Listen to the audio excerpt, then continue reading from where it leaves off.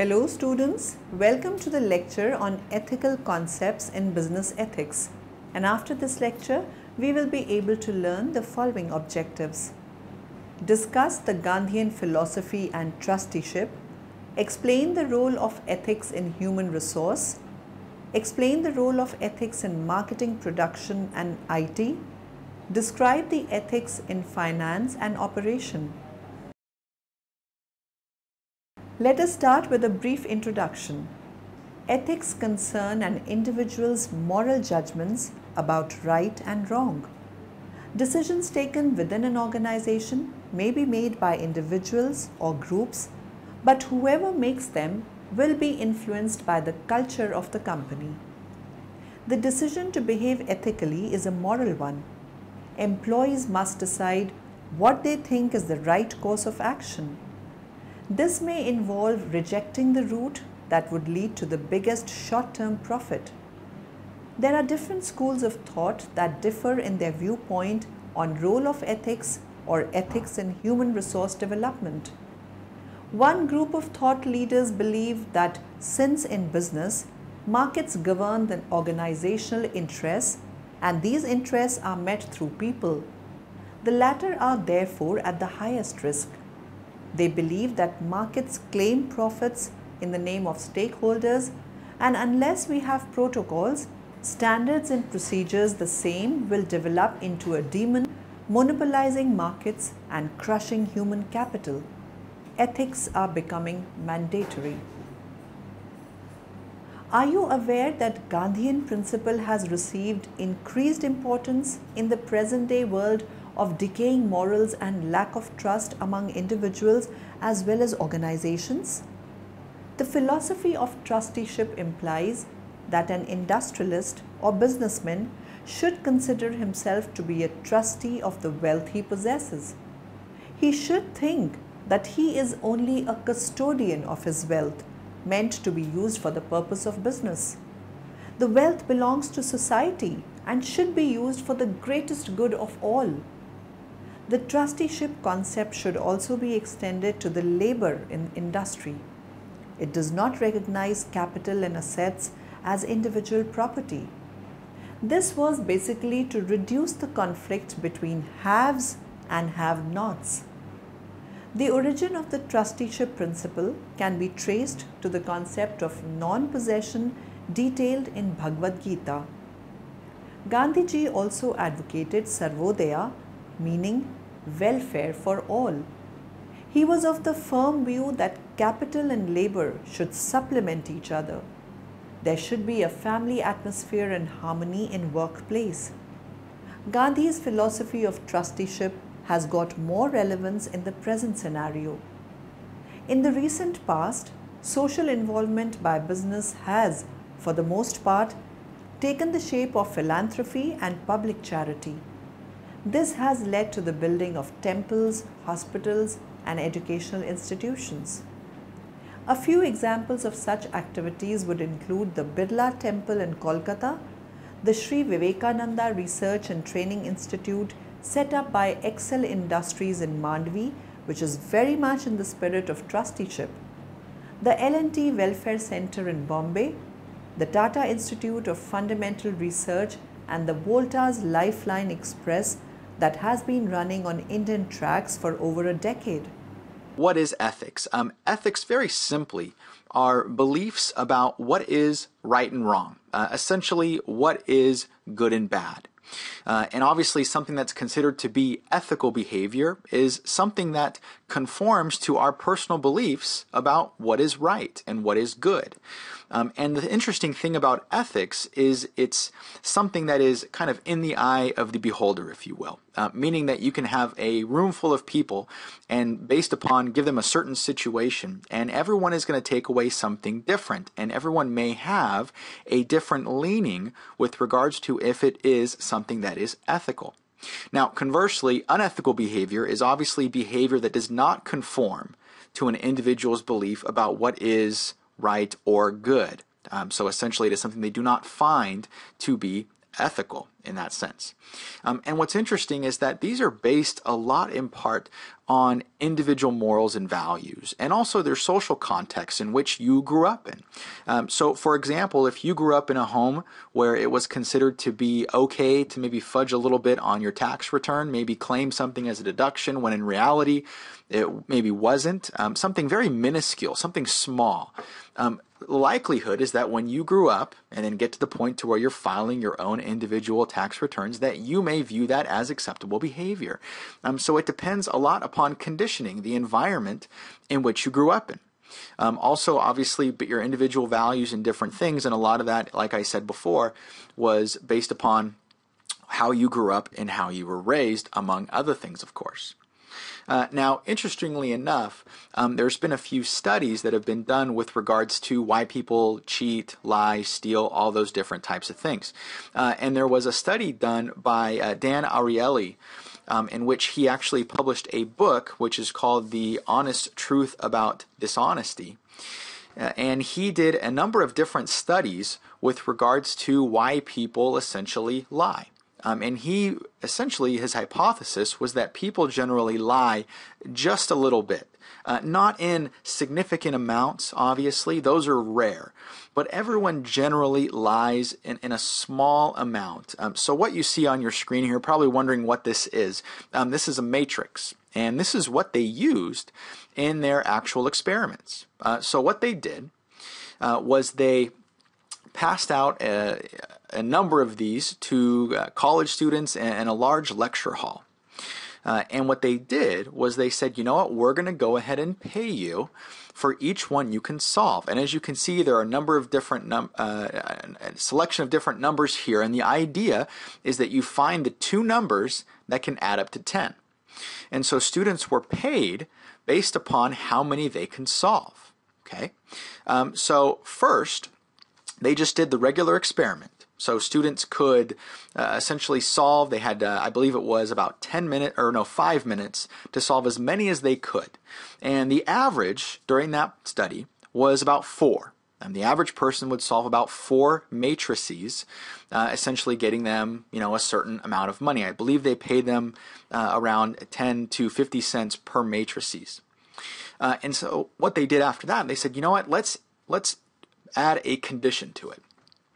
Let's put a shredder in the back of the room and tell the students, you know what, once you're done, go ahead and take your matrices, walk to the back of the room, shred them, and then walk to the front and tell us how many you solved. And so you're obviously instilling some trust in the person that they're going to be honest with you and give you an accurate reading, essentially, of what you performed, what your accurate performance. So what they found is the average then increased to 6. Okay, so interestingly enough, everyone kind of got smarter. And so the average was 6. Like I said, they solved 6 matrices. So you may look at this and think, that's not really significant, right? To go from 4 to 6, it's not like anybody solved, let's say, 20. Okay, that would be completely ridiculous, which I believe that was the max that you could actually solve. That's the max that people were given, was 20 matrices. And so they solved 6. And so this supports that people with the opportunity cheat just a little bit. Not in significant amounts generally, but just a little bit, of course. Okay, so they started to play a little bit more with the conditions. Okay, they thought, well, obviously, if we institute the ability for them to be a little bit deceitful in terms of covering up how much they actually performed, let's institute a number of different things. Let's actually pay them $10 per matrices instead of just the 50 cents we were paying them before. Okay. And so they did the same exact thing, $10 instead of 50 cents, and what they found is that people actually cheated less. And so what the theory is that people, when they're faced with these large rewards, it gets really difficult to look yourself in the mirror and think you're an honest person when you're cheating a significant amount. Getting a significant reward, it's much more difficult to go through with it, at least for the general population. Obviously, there are people that you're probably thinking of that would think they probably wouldn't have a problem doing that. And that's a case-by-case basis. But generally speaking, we have a problem with cheating to the point to where it significantly benefits our individual positions, which is what was found in the study. Next, a very interesting thing, they put an actor in the scenario, in the experiment. And what that person's job was to do was to get up after about a minute and claim they solved all 20 matrices. Okay? And then obviously walk to the front, everybody's watching them, hand in their 20 matrices, and then collect their full payment and then walk out the door. And what they found was that happening significantly increased the likelihood of people cheating, because they found that it was okay. Obviously, if this person did that same thing, got away with it, they're obviously cheating, solving 20 matrices in 1 minute or less. It's very obvious. So it must be okay to do that. And so that increases the likelihood of us cheating. In a separate study that I don't want to go into too much detail because these are very complex studies, so I'm just going over some of the findings. But another study, interestingly enough, was done, I believe, at the University of Michigan. And they performed a similar type test. I'm not sure on the specific exactly, but they put an actor in the room who was wearing an Ohio State jersey. And if you're familiar, maybe it was in a jersey, maybe it was an Ohio State shirt, something that distinguished them as coming from Ohio State. Now, if you're familiar with the two universities, you'll know that there's a rivalry between the two. So they really don't like each other. So this person that was dressed in Ohio State apparel solved their particular matrices, got up, walked, collected their money. And what they found was everyone else in the room didn't cheat. In fact, they took the whole time. They were very honest with what their performance was. And so you look at that and you think, we cheat for a number of different reasons. One of which, the dishonesty might stem from the fact that there's somebody doing it that we like, that we want to maybe associate with. But then you look at it from the standpoint of maybe it's someone that's cheating that we don't like and we don't want to associate with. And that's what you saw in the Ohio State and Michigan study, is that people didn't want to associate with someone of a competing school and felt that, well, they're cheating, that's them, they have lower standards, we're going to hold ourselves maybe to a higher standard.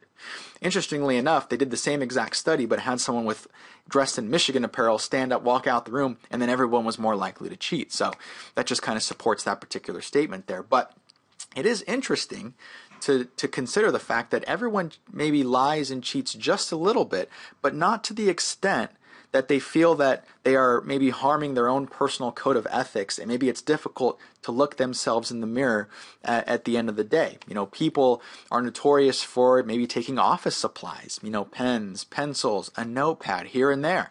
Nothing very significant. Obviously, they're not walking away with hundreds of thousands or millions of dollars. Of course, we've seen that some people do end up doing that, but it's not as common. And so maybe there is a support for the position that people are okay with maybe lying and cheating just a little bit, not because they're afraid of getting caught, because they're afraid of having to look themselves in the mirror at the end of the day. All right, so let's look at ethics and really how to evaluate ethical decisions, of course. The first thing that you consider when looking at something from an ethical framework is, are we breaking any laws? That is the basic litmus test for if something is considered to be ethical. Okay? Generally, laws provide some type of consensus regarding ethical behavior, meaning that if there's a law about something, generally people agree that it's not ethical, right?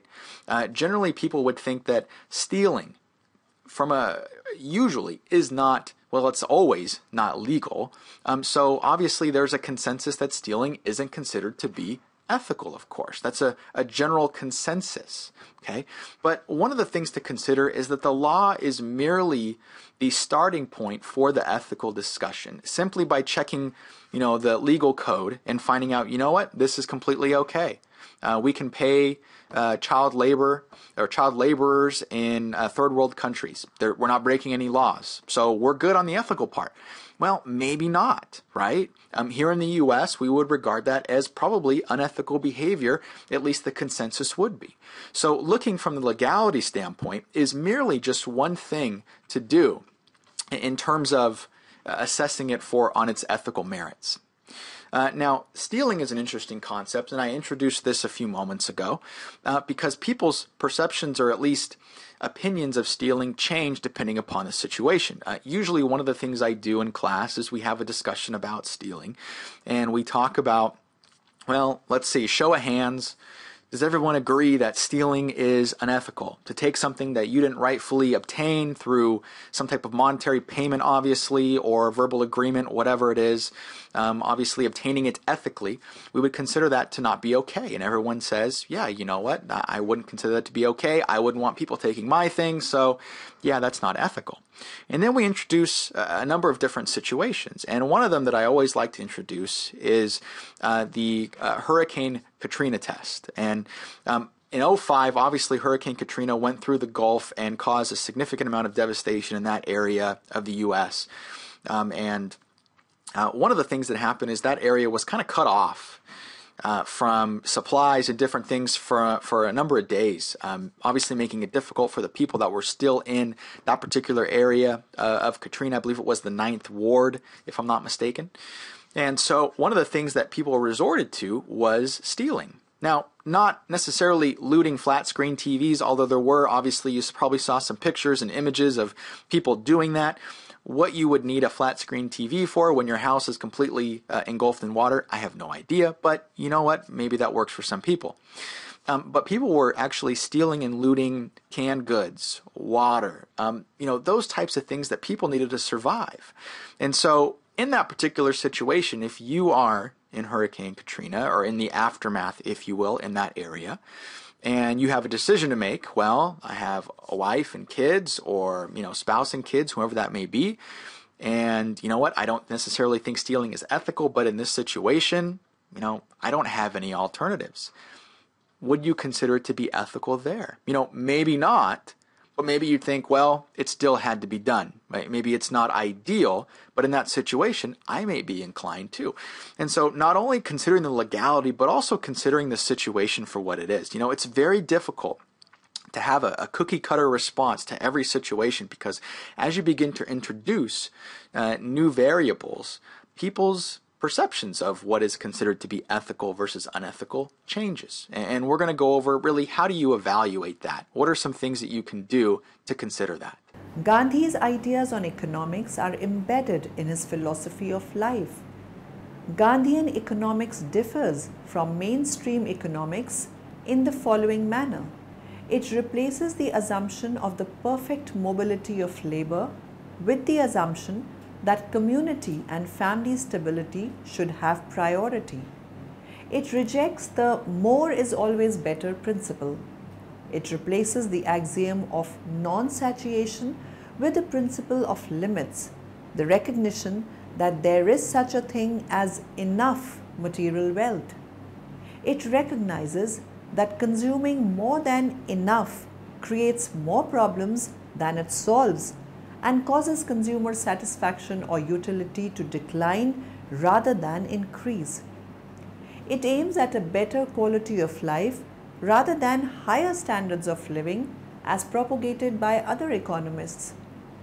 Let us have a clear idea of Gandhi's philosophy of life to understand Gandhian economics. Gandhi viewed life as a whole and not in its isolated compartments. According to the Indian scriptures, there are 4 aspects of an individual's life: arth, money; kama, desire; dharma, righteousness; and moksha, liberation. Can you guess what trusteeship is? Gandhian philosophy always aims at bringing economic equality through non-violent social change. Gandhi propounded the doctrine of trusteeship as a way to realize such change. The peaceful removal of economic inequalities is possible if the rich, after meeting their reasonable needs, hold the surplus wealth in trust for society. In this way, the rich man is not dispossessed of his surplus wealth, but he is required to use this wealth in the broader interest of the community and not in his personal interest. The doctrine of trusteeship is based on the idea that everything is from God and belongs to God. Therefore, it is for God's people as a whole and not for a particular individual. Thus, if an individual possesses more than his proportionate share, he becomes a trustee of that surplus amount for God's people. As to the question of the determination of the successor of the trustee, Gandhi replied that the original trustee is to be allowed to make his choice, but that choice is to be finalized by the state. Thus, a check is put on the state as well as on the individual. A summary of Gandhi's trusteeship follows. Trusteeship provides a means of transforming the present capitalist order of society into an egalitarian one. It gives no quarter to capitalism, but gives the present owning class a chance of reforming itself. It does not recognize any right of private ownership of property except in as much as it may be permitted by society for its own welfare. It does not exclude legislative regulation of the ownership and use of wealth. Thus, under state-regulated trusteeship, an individual will not be free to hold or use his wealth for selfish satisfaction or in disregard of the interest of society. Just as it is proposed to fix a decent minimum living wage, even so a limit should be fixed for the maximum income that could be allowed to any person in the society. There are plenty of challenges which are faced in HRM. Let us know about them in detail. Each day in the course of executing and communicating HR decisions, managers have the potential to change, shape, redirect, and fundamentally alter the course of other people's lives. Managers make hiring decisions that reward selected applicants with salaries, benefits, knowledge, and skills, but leave the remaining applicants bereft of these opportunities and advantages. Managers make promotion decisions that reward selected employees with raises, status, and responsibility, leaving other employees wondering about their future and their potential. Managers make firing and layoff decisions in order to improve corporate performance, all the while harming the targeted individuals and even undermining the commitment and energy of the survivors. Even when managers complete performance appraisals and deliver performance feedback, they may inspire one employee and devastate another. For each HR practice, there are winners and there are losers. Those who get the job or receive a portfolio of benefits and those who do not. Thank you for being on time. No problem. What is this meeting about? Well, I'm sorry to say that it seems that we've gotten information that you are not only fully aware of your rights in the workplace, but that you've also been exercising them. Yes, I am and I have. What's the problem? Don't you want your employees to know their rights and exercise them at work? No. We hired you to be our human resources director. We don't want you following the law. We want you doing whatever we tell you to do and to never question us. But it's my job to follow the law and to let you know when you are about to violate the law or come close to doing so. That's my job. I don't care what they taught you at Columbia University. I don't care what the Society of Human Resources Management says. I don't care what the EEOC says. So, you have no regard for labor laws? Honey, I have no regard for any laws. We will do what we want. Anyone who follows labor laws is a pussy. I don't care about the law and I don't care if we get sued. You don't care if you get sued. You don't care about the law. Did I stutter? Wow. So, what about the part of my job description that says it's my job to ensure that this workplace is legally compliant? That's just bullshit we have to put in the job description and you know it. Well, I didn't know it until now. How would you feel if I told you that I had a secret recording device that was recording this conversation that you'll be exposed tomorrow? What? You wouldn't dare. I would and I will. Oh come on, I'm sure we can work something out. How about I give you a promotion? I can also see what I can do about giving you a nice raise. You deserve a raise. Really? You think you can buy me off like that? I buy off most people like that. I'm still recording, you unethical piece of trash. Anything else you want to confess? Stop. I order you to stop recording now. Too bad. I've done my homework. It's legal for me to be recording you in this state. You little backstabber. Who do you think you are? You think you're some kind of big shot? You think you're some kind of hero? You think you're so ethical? I do my best to be ethical, yes. Too bad you don't care if you get sued. I wonder how you'll like jail. Jail? What are you talking about? Oh, I plan on sharing my recording with the State Attorney General, the State Inspector General, and the Commission on Public Integrity. If they don't take what you're saying and doing seriously, I will go to the media. You're a ghost. How dare you? After all we've done for you. We gave you sick time. We gave you vacations. We hired you. Yes, but that doesn't mean I have to protect your illegal, disgusting activities. You belong in jail, criminal. I will get you, my pretty. The importance of ethics in human resources. Paying attention to business ethics is an important part of any business owner or manager's job. The human resources function deals with a variety of ethical challenges. Being the department that deals directly with people employed by a company, HR includes numerous ethical pitfalls that can damage a company's reputation or financial sustainability if not handled properly. Understanding the importance of ethics in human resources is crucial for any business owner, whether in a local startup or a multinational powerhouse. Legal considerations. Company reputation, employee loyalty, promoting ethics.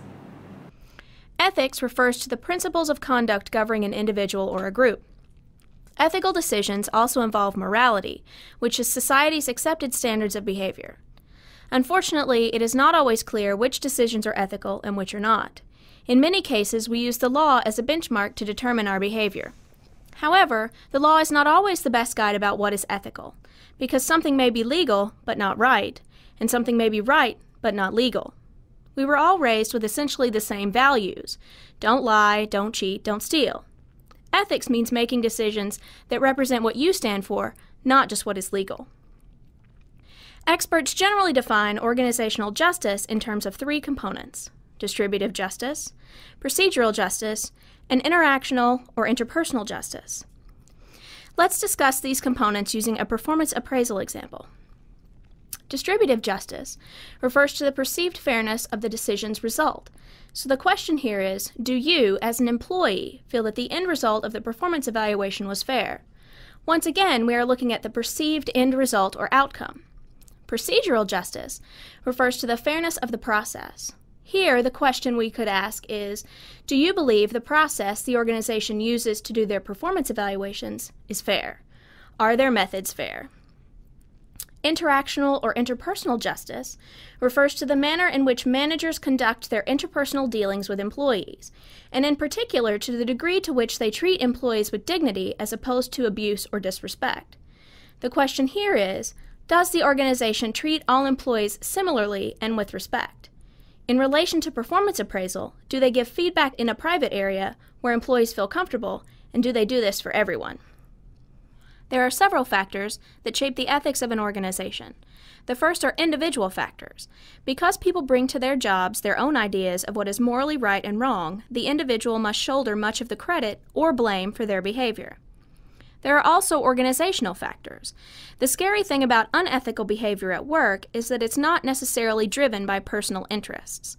Studies show ethical lapses occur because employees feel pressure to do what they think is best to help their companies. The boss also has a tremendous amount of influence on behavior. The manager sets the tone and by his or her actions sends signals about what is appropriate behavior. For example, if you see the boss take a longer lunch break, then what signal does that send to you? Having an ethics policy or code is a signal that the firm is serious about ethics. Sometimes ethics codes work, and sometimes they don't. In many cases, it depends on how often the organization enforces the policy and reminds employees of the expected behavior outlined in the code. Lastly, the organizational culture helps to define what is expected. Organizational culture is the characteristic values, traditions, and behaviors a company's employees share. To an outside observer, a company's culture reveals itself in several ways. You can see it in employees' patterns of behavior, such as ceremonial events and written and spoken commands. You can also see it in the physical manifestations of a company's behavior, such as its written rules, office layout, organizational structure, and dress codes. There are many reasons to treat employees fairly. Some of the outcomes of both the organization and the employee include reduced number of workplace lawsuits, increased employee commitment, increased work satisfaction, and the increased number of organizational citizenship behaviors, or OCBs. OCBs are behaviors individuals engage in not because they are required to, but because they help other coworkers or the organization succeed. For example, agreeing to help pick up the slack for an ailing coworker without some sort of reward or incentive is considered an OCB. There are several specific ways that HR can directly cultivate an ethical workforce. For example, screening out undesirables can actually start before the applicant even applies, if the HR department creates recruitment materials containing explicit references to the company's emphasis on integrity and ethics. The selection process also sends signals about what the company's value and culture really are in terms of ethical and fair treatment. Training is also a key issue. Ethics training typically plays a big role in helping employers nurture a culture of ethics and fair play. Such training usually includes showing employees how to recognize ethical dilemmas, how to use ethical frameworks to resolve problems, and how to use HR functions in ethical ways. The firm's performance appraisal process provides another opportunity to emphasize its commitment to ethics and fairness. The appraisal can actually measure employees' adherence to high ethical standards. It also rewards individuals for their ethical behavior and vice versa. Workplace aggression and violence are increasingly serious problems. Many HR actions, including layoffs, promotion decisions, terminations, and discipline, can prompt perceptions of unfair treatment that translate into dysfunctional behavior. The way the organization handles these issues from the beginning can go a long way towards curbing feelings of unfairness. For example, if an organization must lay off some employees, providing these employees with counseling or referring them to an employment agency can help these displaced individuals feel less anxious about the transition. It also helps them to feel like their company cares about them and is sorry to let them go. The purpose of discipline is to encourage employees to behave sensibly at work. In an organization, rules and regulations serve the same purpose that laws do in society. Discipline is called for when one of these rules or regulations is violated. A fair and just discipline process is based on 3 pillars: clear rules and regulations, a system of progressive penalties, and an appeals process. The organization must have a discipline policy to help ensure order, but that does not mean they have the right to infringe upon your right to privacy. The courts have upheld an employee's right to privacy both in and outside of work. Some employer violations include intrusion, publication of private matters, disclosure of medical records, and the appropriation of an employee's name or likeness. Some actions by employers that have triggered privacy violations include background checks without the employee's consent, monitoring off-duty conduct and lifestyle, non-work-related drug testing, workplace searches without probable cause, and monitoring of workplace behavior and communications without your knowledge. The ECPA restricts the employer from monitoring or intercepting oral and wire communications. However, via the business purpose exception, an employer may monitor communication for legitimate business purposes. Additionally, employers may monitor communication with an employee's consent. Defining and describing the law is easy. It is the application of the laws that makes ethics and fair treatment of employees complicated. In the end, it's all about treating people how you wish to be treated. Let us find out the ethical standards for HRM. There are 3 ethical standards for governing HR practices. Each of these standards embodies a core principle and protects a prominent constituency whose interests and well-being hinge on the work of HRM. We first specify the standards, and then for each one, we explain its intended function, the constituency whose interests it protects, and the problems, both practical and conceptual, confronting the standard. We begin simply by proposing the 3 standards. Standard 1. Advance the organization's objective. Standard 2. Enhance the dignity of those harmed by the action. Standard 3. Sustain the moral sensibility of those executing morally ambiguous tasks. To explain why we specify these three standards and what normative way they carry, we now outline the function each is designed to serve, the constituencies to which it responds, and the problems posed in attempting to fulfill it. Standard 1. Advance the organization's objective. It would seem to go without saying that hiring and firing decisions, performance appraisals, and even downsizings should serve a central organizational objective. However, it does tend to go unsaid, and even worse, in the doing of these tasks, the underlying organizational objective is often utterly misplaced.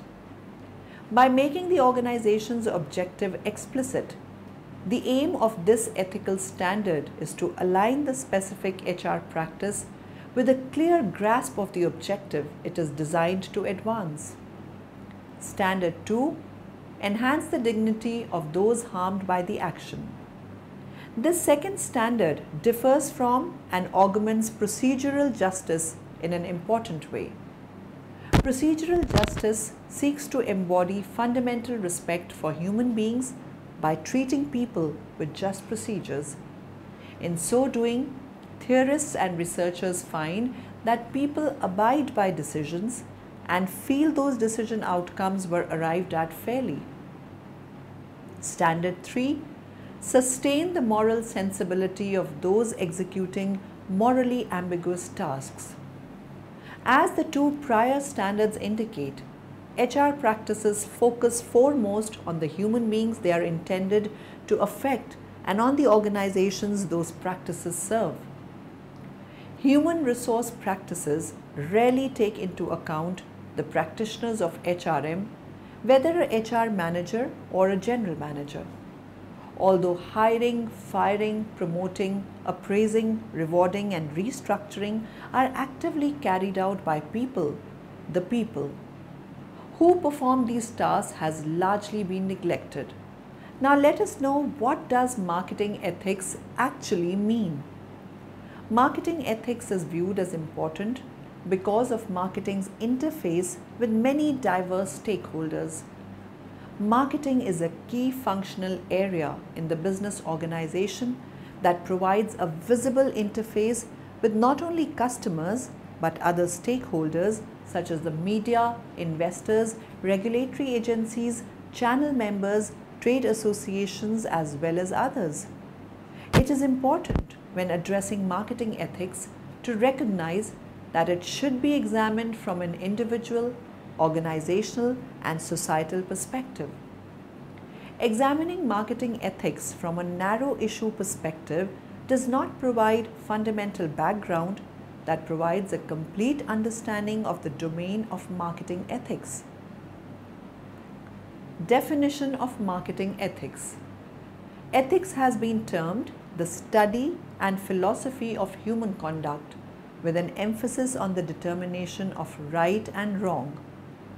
For marketers, ethics in the workplace refers to rules, standards, principles governing the conduct of organizational members and the consequences of marketing decisions.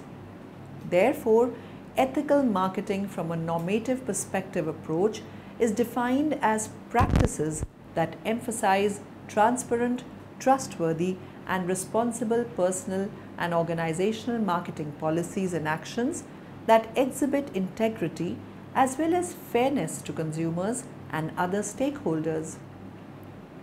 Key issues in marketing ethics. By its very nature, marketing ethics is controversial and there is no universally accepted approach for resolving questions. Ethical issues address a problem, situation, or opportunity that requires an individual, group, or organization to choose among several actions that must be evaluated as right or wrong. The organization and stakeholders define marketing ethical issues that must be identified and resolved to build trust and effective relationships with stakeholders. Because marketing ethics sometimes deals with subjective moral choices, this requires decisions about the moral standards to apply and the definition of ethics issues. However, many groups in society, including government, are defining ethical and legal issues and proactive approaches to deal with these issues. Moving on to our next topic, ethics in production. Ethics in production is a subset of business ethic that is meant to ensure that the production function or activities are not damaging to the consumer or the society.